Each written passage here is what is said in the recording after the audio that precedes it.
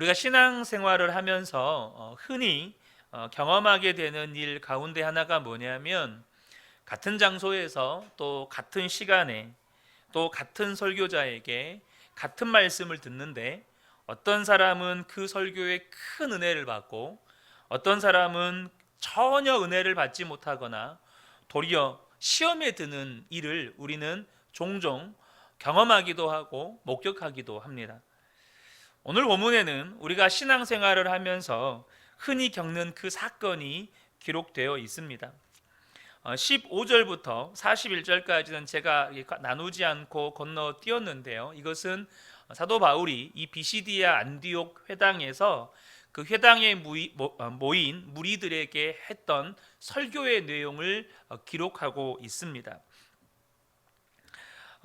이 비시디아 안디옥에 도착한 바울과 바나바가 이제 회당에 들어가서 랍비인 이 바울이 그곳에 모인 사람들에게 설교를 하는데, 여러분, 사도 바울이 어떤 사람입니까? 사도 바울이 하나님으로부터 이방인의 사도로 세움받은 사람입니다. 부활하신 주님을 만난 사람이고, 또 그가 복음을 전하는 곳마다 우리가 앞으로도 계속 나누겠지만 수많은 기사와 표적이 나타났던 사람입니다. 심지어 사도 바울로부터 옷이나 수건을 가지고 가서 병든 자에게 덮거나 귀신 들린 자에게 덮으면 병이 낫고 귀신이 쫓겨나가는 역사의 장본인입니다. 심지어 사도 바울은 3층천에 이끌려 올라가서 하나님 나라의 영광을 본 사람이기도 합니다. 여러분, 그러한 사람의 설교입니다. 한국의 유명한 목사님들 저희 교회 한번 모시고 싶잖아요. 그런 목사님 직접 모시고 와서 우리가 말씀을 들으면 정말 엄청난 도전과 은혜를 받잖아요.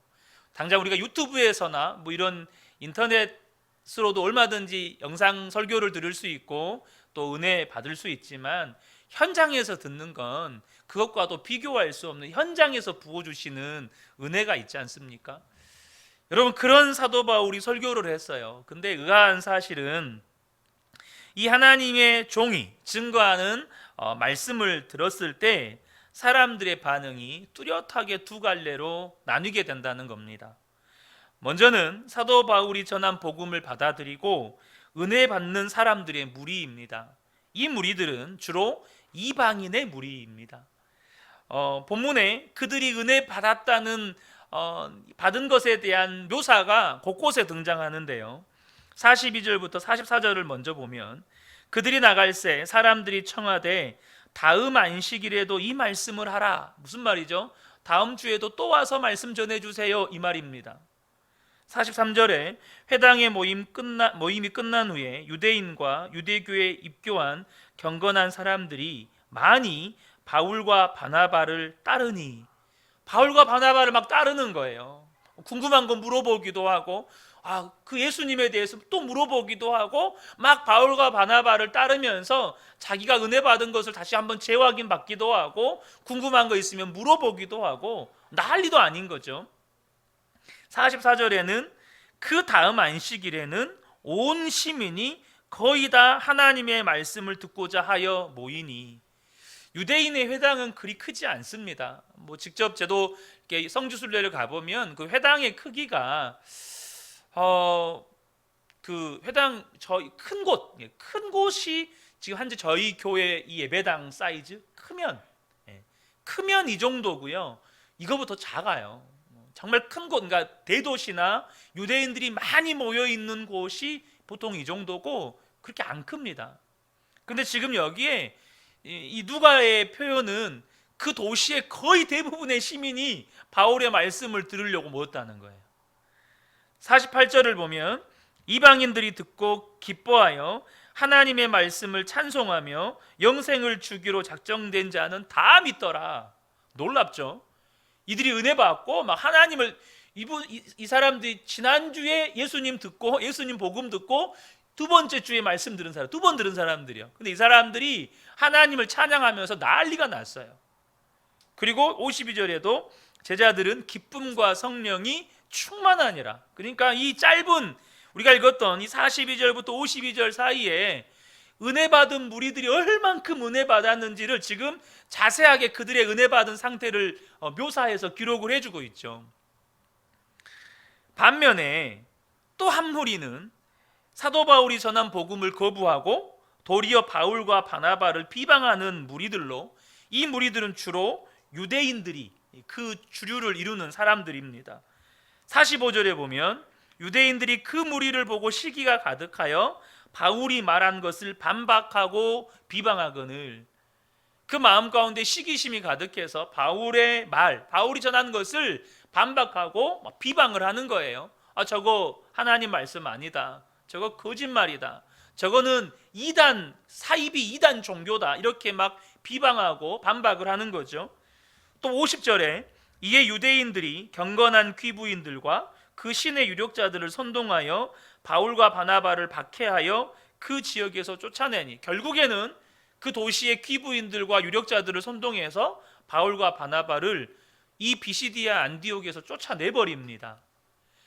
여러분 좀 신기하지 않나요? 같은 장소에서 똑같은 설교자에게 똑같은 말씀을 들었는데 어떤 무리는 기쁨과 성령으로 충만하고 어떤 무리는 시기와 질투가 가득해서 바울이 전한 말을 반박하고 비방하면서 도리어 그 도시의 유력자들을 선동해서 바울을 그 도시에서 쫓아내버리는 거예요. 문제는 이것이 한두 번 은혜 받지 못하는 문제로 끝나는 게 아니고요, 그렇게 복음을 거부하고 바울과 바나바를 비방하는 유대인들을 향한 하나님의 평가가 사실은 굉장히 두려운 겁니다. 이들을 향하여서 하나님이 뭐라고 평가하죠? 46절에 보면 바울과 바나바가 담대히 말하여 이르되 하나님의 말씀을 마땅히 먼저 너희에게 전할 것이로되. 여러분, 바울과 바나바는 어느 도시에 가든지 유대인의 회당에 들어가서 유대인들에게 먼저 복음을 전했습니다. 왜냐하면 바울과 바나바는 구약의 말씀을 믿거든요.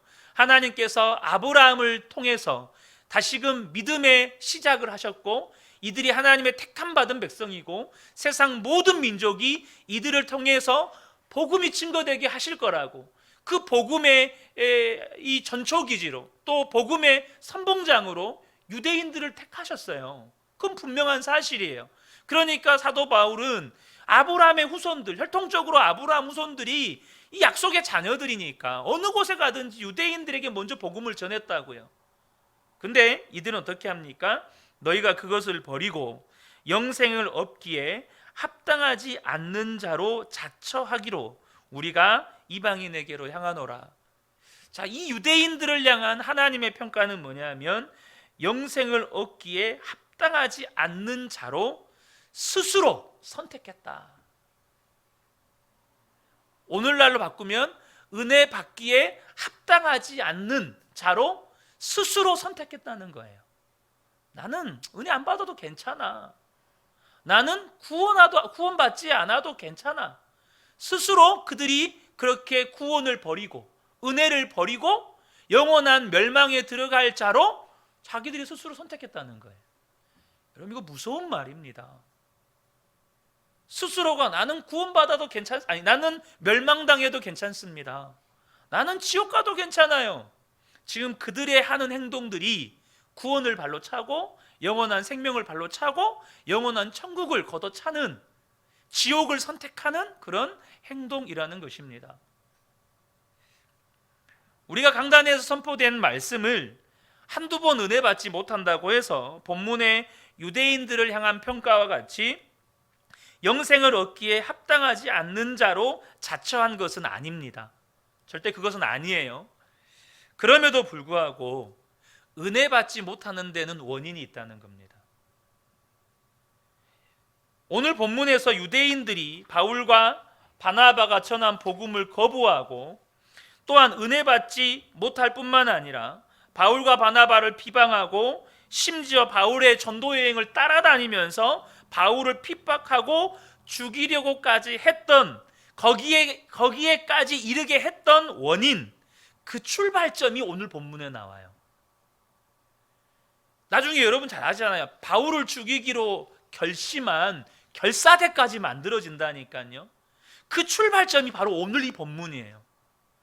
그렇게까지 복음을 거부하고 은혜를 거부하고 멸망당할 자로 자처한 그들의 태도, 그들의 선택이 오늘 본문에 나와요.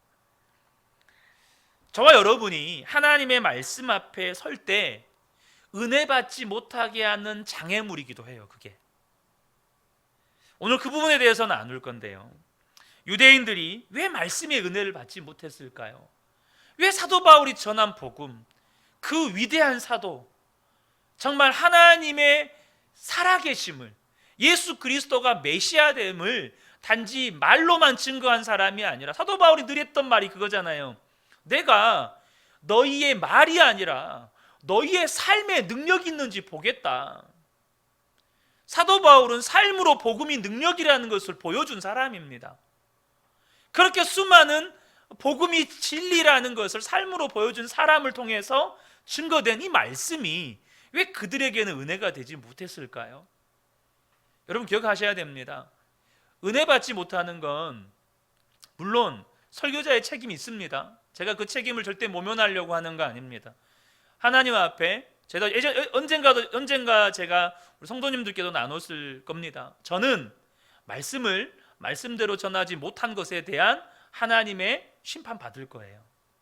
말씀을 말씀대로 전하지 못하는 것에 대한 하나님의 칭찬과 혹은 책망을 제가 하나님 앞에 받을 겁니다.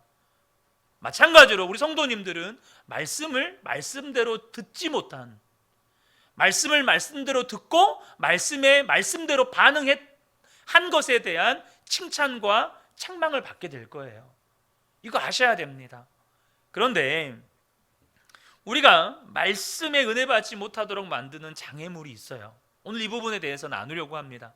두 가지를 나눌 건데요, 첫 번째가 뭐냐면 이 유대인들이 마음을 지키지 못했다는 거예요. 마음을 지키지 못했어요. 자, 13장 45절을 보겠습니다. 유대인들이 그 무리를 보고 시기가 가득하여 바울이 말한 것을 반박하고 비방하거늘 이라고 말씀합니다. 자, 이 무리들이 왜 시기가 가득했을까요?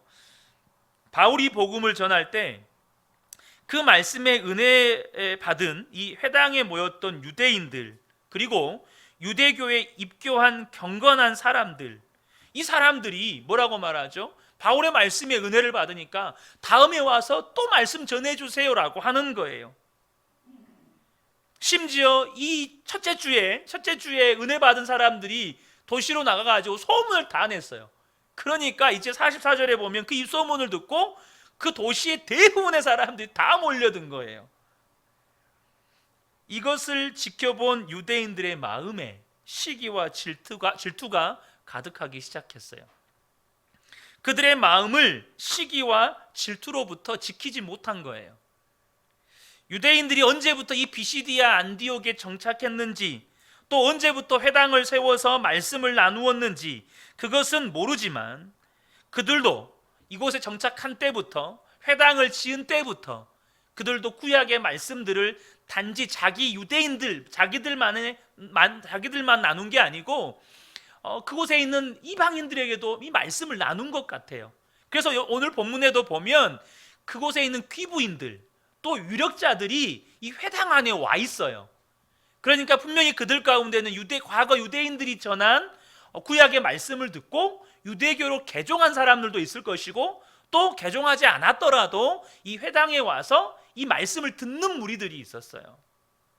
근데 보세요, 그들은 수년 혹은 수십 년 동안 이방인들에게 구약의 말씀들을 전했는데, 사도 바울은 자신들이 수년 내지 수십 년 동안 이루지 못한 것을 하루, 그것도 단 몇 시간 만에 그 회당에 있는 사람들 다 뒤집어 버려요. 심지어 그 도시에 있는 대부분의 시민들이 와서 그 말씀을 듣기를 원해요.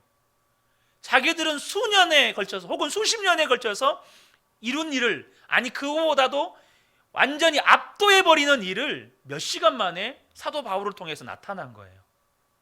여러분 그렇지 않을까요? 우리 쉽게 이야기해서, 제가 이곳에서 목회를 하는데 10년, 20년이 지나도 이 성도 그대로예요. 근데 옆에 다른 교회가 세워졌는데 1년 만에 500명이 모였어요. 그럼 어떨 것 같아요? 하나님 뭡니까 이거? 제 마음 안에 무슨 생각이 들까요? 이 지금 유대인들 안에 바울에 대한 시기와 질투심이 불같이 일어나는 거예요. 그래서 나중에 어떻게 합니까? 이 사도 바울이 전한 이 말씀을 비방하고 또 사도 바울과 이 바나바를 박해하고 나중에 도시의 귀부인과 유력자들을 동원해서 선동해서 바울과 바나바를 쫓아내버리죠. 이 유대인들이요, 시기와 질투심으로부터 마음을 지키지 못했어요. 마찬가지입니다. 저와 여러분이 말씀을 들을 때 마음을 지키지 못하면 어떤 말씀을 들어도 우리는 은혜를 받을 수가 없어요.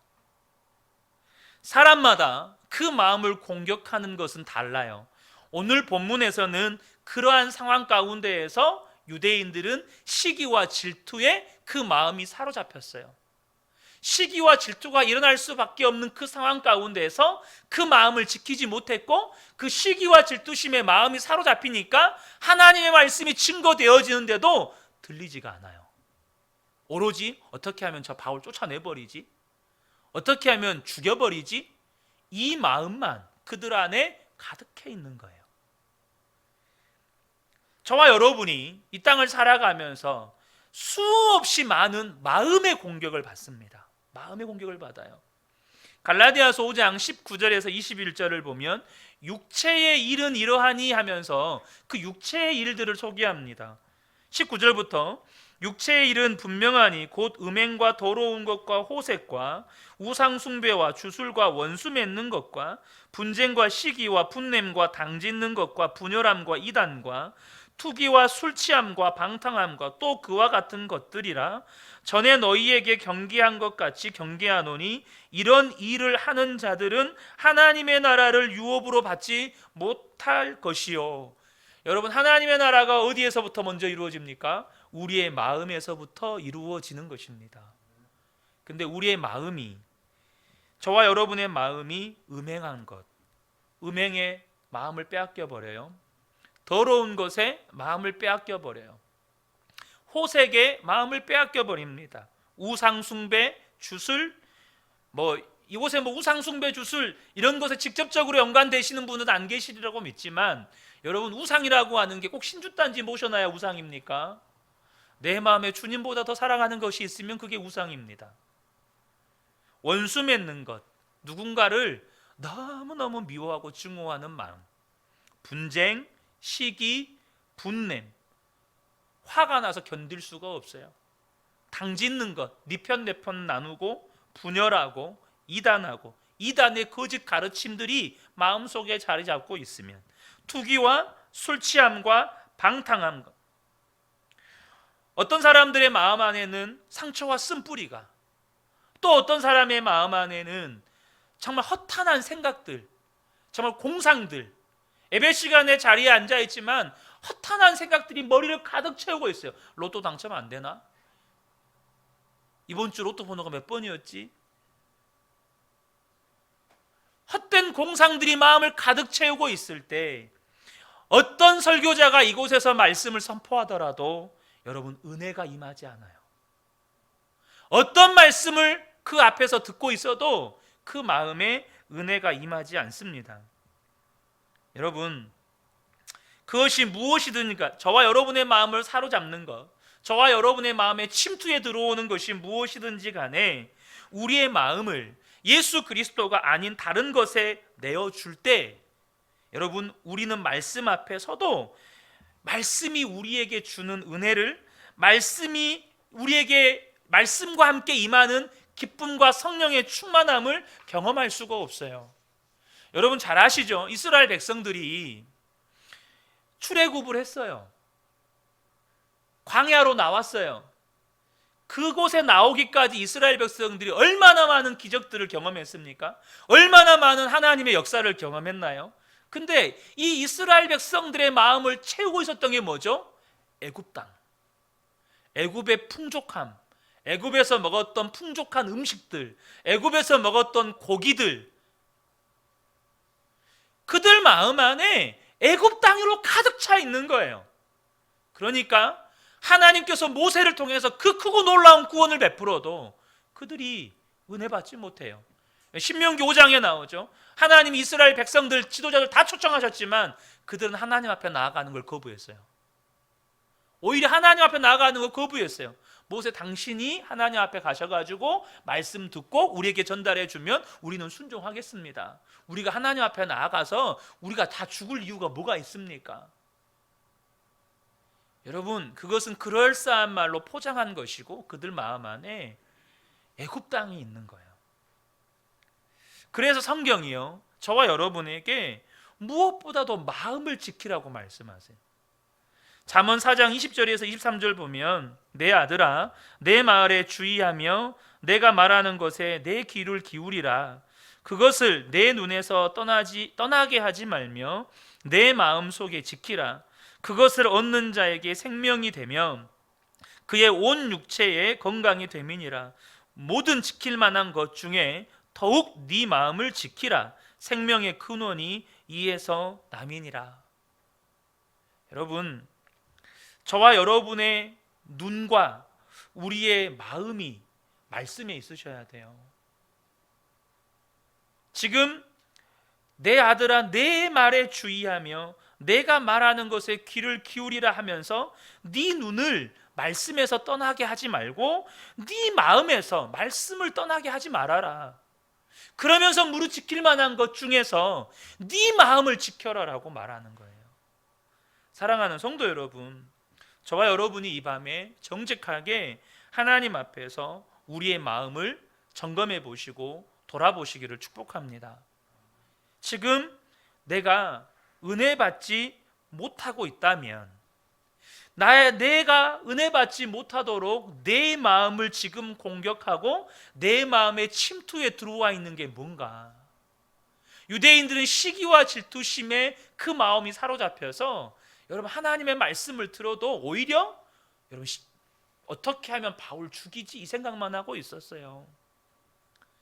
어떤 분은 유대인들과 동일하게 시기 질투심으로, 어떤 분은 상처와 쓴뿌리로, 어떤 분은 분노로, 어떤 분은 온갖 음행과 더러운 생각들로, 어떤 분은 쓸데없는 헛된 공상 생각들로 내 마음을 빼앗기면 여러분, 하나님이 임재해 계셔도 그 마음 안에 하나님의 말씀이 들어가지 않아요. 사랑하는 성도 여러분, 혹시 저와 여러분의 마음을 강제로 점거하고 있는 무언가가 있다면, 하나님께서 그것을 이 밤에 발견하게 하신다면 하나님 앞에 정직하게 고백하고 해결함 받으시기를 축복합니다.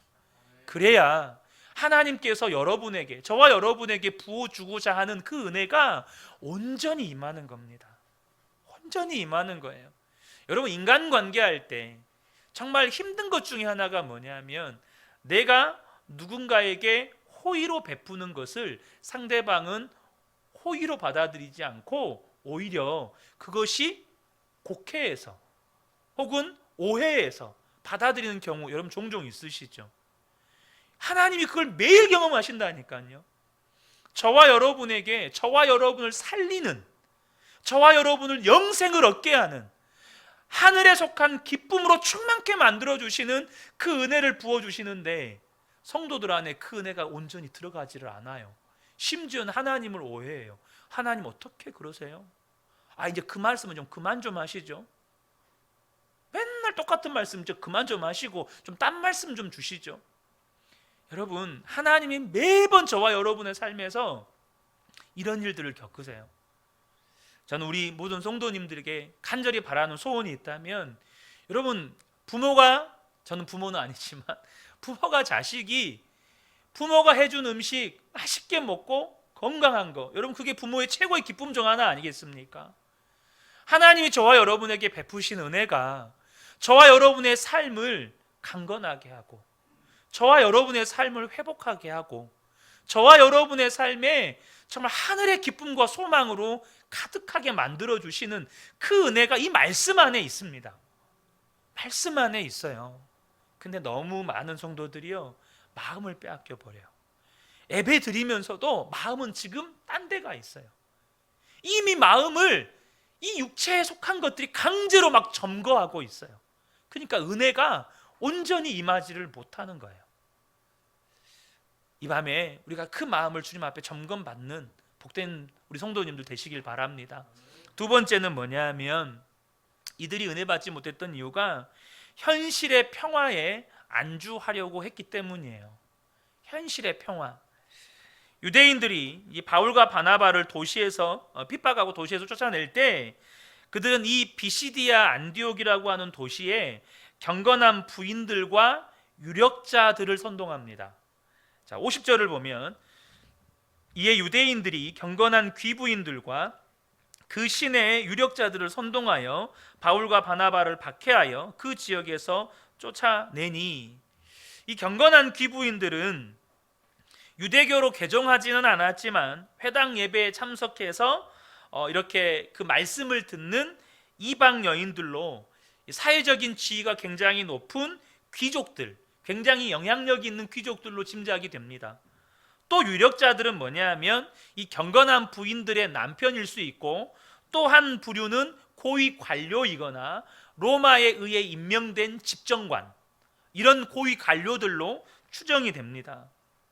그러니까 지금 유대인들은 비시디아 안디옥의 유력자들 내지는 귀부인들과 좋은 유대 관계를 맺으면서 정치적으로, 경제적으로, 사회적인 안정과 평화를 추구하고 있는 거예요. 우리 흔히 직장 가면 이런 말들 하잖아요. 라인을 잘 타야 된다고. 라인을 잘 타야 어떻게 되죠? 뭐가 보장이 되죠? 승진이 보장이 되는 거예요. 군대도 그러잖아요. 라인을 잘 타야 거기서 여러분 진급이 보장이 된다, 이런 말을 하잖아요. 똑같은 거예요. 지금 이들이 이 비시디아 안디옥에서 경제적 혹은 정치적, 사회적인 안정을 누리고 있는 그 핵심에는 이 당시 그곳에 있는 귀부인들과 당시 유력자들과 좋은 유대 관계를 맺고 있었던 거예요. 그런데 바울이 복음을 전했어요. 그 복음이 그곳에 있는 이 귀부인들에게까지 영향을 주는 거예요. 야, 우리도 예수 믿어야 되는 거 아니야? 야, 우리도 예수님 믿자. 우리도 예수님 믿어야 될 것 같아. 심지어 거기에 있는 유력자들도 바울이 전한 복음에 예수님이 진짜 메시아인가 보다. 그동안에 유대인들과 좋은 유대 관계를 맺고 있었던 이 도시의 상류층들이 바울에게 싹 쏠리게 되는 상황이 돼버린 거예요. 그러니까 이들은 어떻게 된 거죠? 낙동강 오리열 신세 될 위기에 처해 있는 거예요. 그동안에 이 도시의 유력자들이 자신들에게 경제적으로, 사회적으로, 정치적인 어떤 보호자의 역할과 함께 수많은 혜택들을 제공해 줬는데 그것이 다 이제는 없어질 위기에 처해 있는 거예요. 특별히 예수님의 그 십자가 죽음의 사건을 통해서 예수님의 가르침을 따르는 일은 이 유대인 지도자들에게 로마와의 관계를 깨트릴 뿐만 아니라 이 유대인 민족에게 심각한 위해를 가져다 주는 일이라고 이들은 인식하고 있었어요. 실제로 여러분, 로마가 예수님 사후에 300년 동안 기독교를 박해하잖아요. 그러니까 바울이 전한 복음이 지금 이 유대인들을 굉장히 불편하게 하는 겁니다. 여기서 또 우리는 이들이 은혜 받지 못하는 장애물들을 발견하게 되죠. 뭡니까? 그들은 이 현실의 평화에 안주하고 싶은 거예요. 자신들이 누리고 있는 사회적, 정치적, 경제적인 이 안정감, 이 기득권을 놓치고 싶지가 않은 거예요. 이 유대인들은 이 비시디아 안디옥의 이 고위층들, 이들로 인해서 그런 혜택들을 누리고 있었어요. 그러한 현실의 평화, 이 땅의 평화는 거짓 평화죠. 그 거짓 평화에 안주하려고 했던 그들의 태도가 하나님의 말씀이 임하는 그곳에서 은혜를 거부하게 만들고 말씀을 거부하게 만드는 겁니다. 여러분은 어떻습니까? 때로는요, 말씀이 여러분이 안주하고 있는 현실의 평화를 위협한다고 느끼지는 않으신가요? 좀 너무 위협이라는 표현이 좀 불편하게 들리실 수 있는데요, 여러분이 현실에 안주하는 것을 불편하게 만들지 않습니까?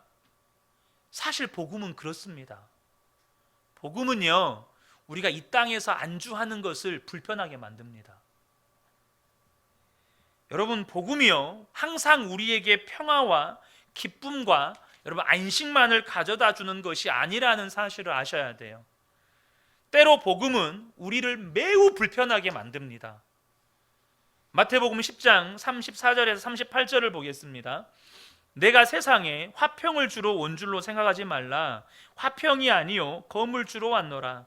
내가 온 것은 사람이 그 아버지와 딸이 어머니와 며느리가 시어머니와 불화하게 하려 함이니 사람의 원수가 자기 집안 식구리라.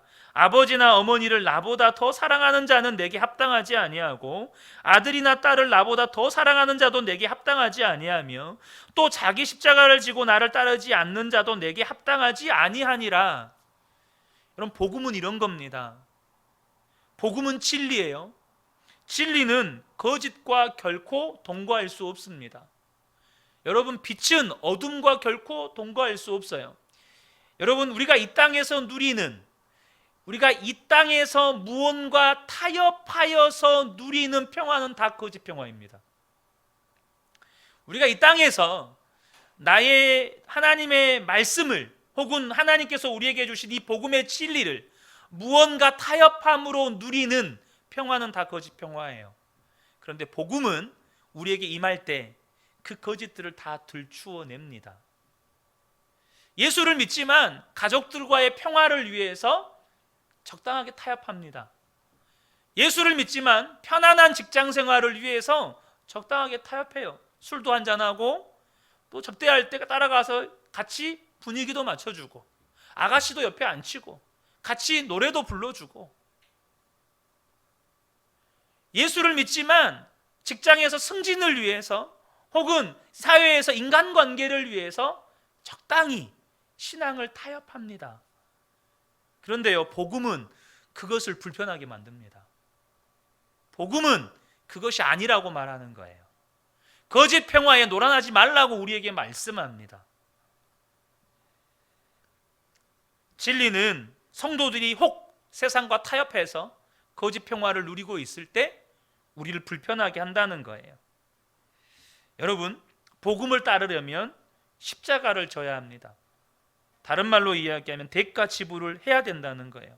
그래서 복음이 선포될 때 우리의 마음에 불편함이 있습니다. 왜요? 내가 안주하고 있는 평화를 포기해야 되거든요.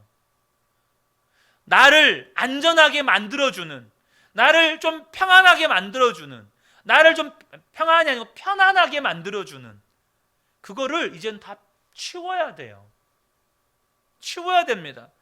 여러분, 주님을 따를 때 저와 여러분에게 때로 하나님이 인간관계를 내려놓으라고 말씀하십니다. 주님을 따를 때 때로는 저와 여러분에게 하나님께 돈을 내려놓으라고 말씀하십니다. 주님을 따를 때 때로는 하나님께서 그동안에 쌓아두었던 모든 명성을 내려놓으라고 말씀하십니다.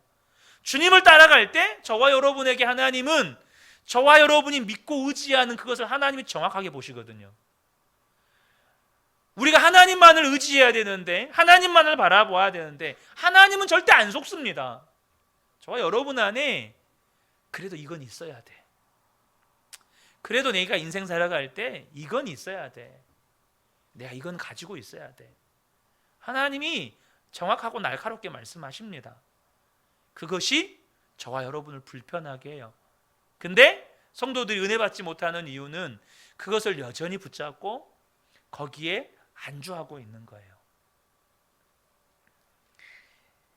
사랑하는 성도 여러분, 복음은요, 불편함을 감수하는 겁니다.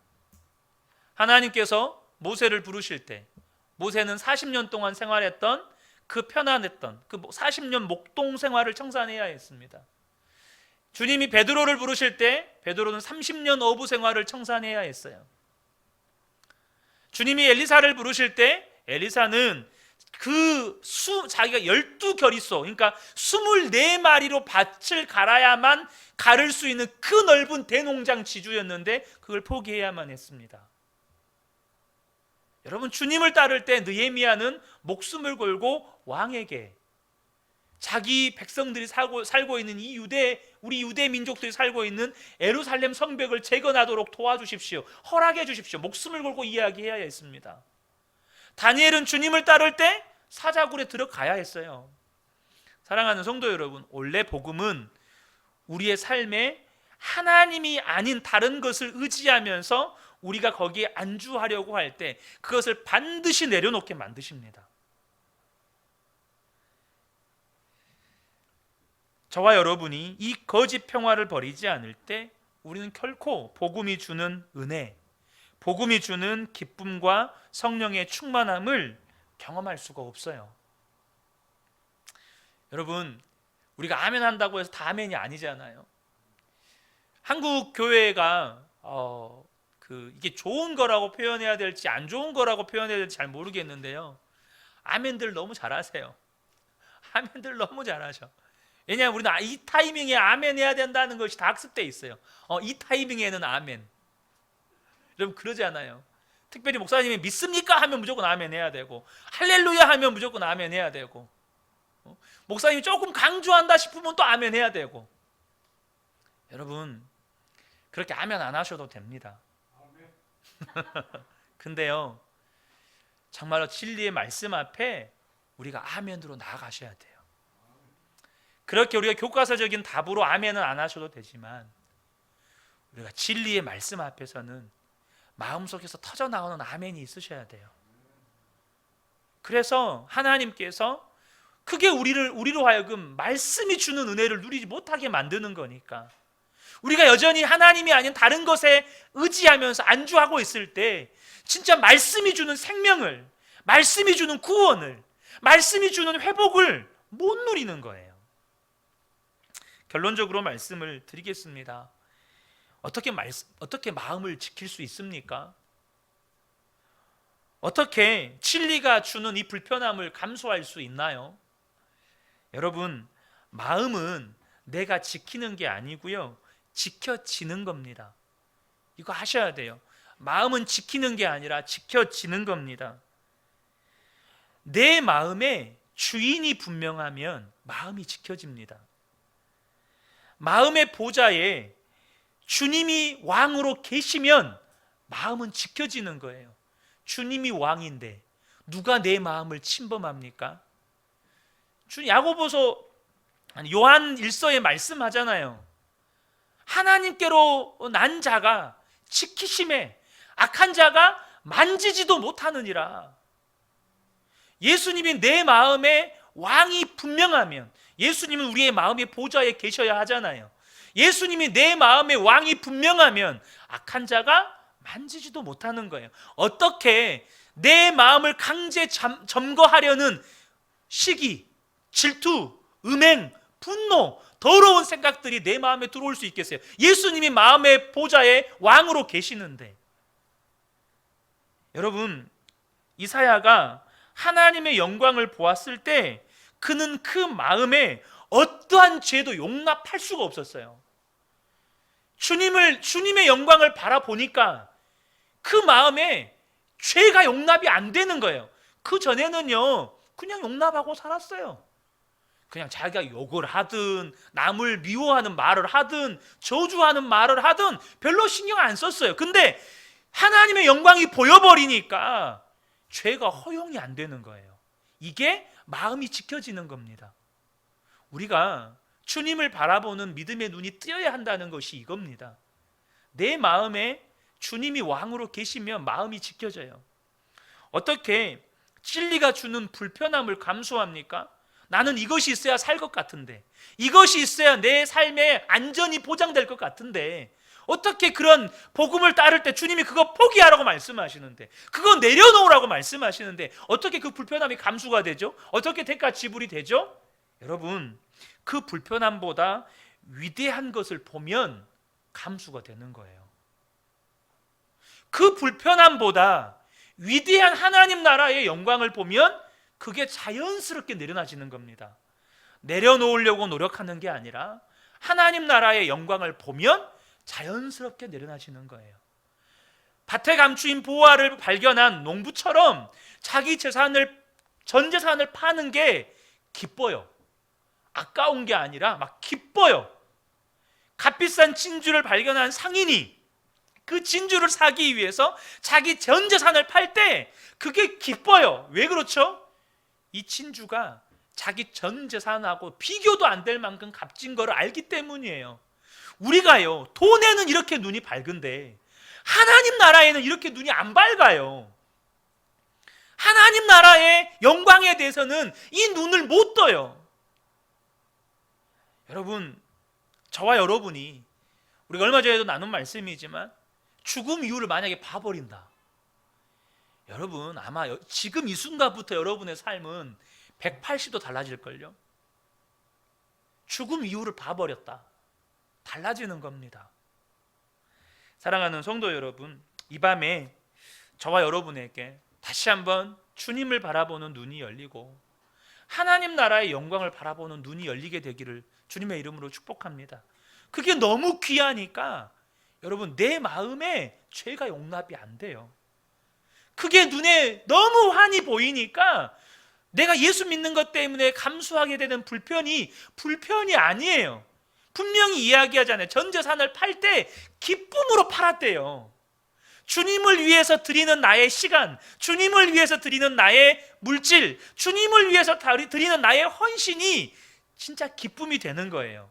아, 내가 드리는 것보다 내가 받게 될, 내가 얻게 될 하나님의 나라의 영광이 값을 매길 수 없을 만큼 귀하구나, 이걸 알게 되는 순간 저와 여러분의 삶은 달라지는 거죠. 저는 우리 그은혜교회 모든 성도님들이 정말 우리가 늘 외치는 모토대로, 말씀을 말씀대로, 제가 말씀을 말씀대로만 전할 수 있고 우리 성도님들이 말씀을 말씀대로만 들을 수 있다면 우리의 삶이 얼만큼 달라져 버릴까요? 여러분, 그러지 않을까요? 제가 말씀을 말씀대로만 전하고 우리 성도님들은 말씀을 말씀대로만 받게 된다면 여러분, 저와 여러분의 삶은 상상할 수 없을 만큼 달라지게 될 겁니다. 이 밤에 함께 예배하는 우리 모든 성도님들께 다시 한번 이 말씀의 은혜가 충만하게 임하시기를 우리 주님의 이름으로 축복합니다. 아멘.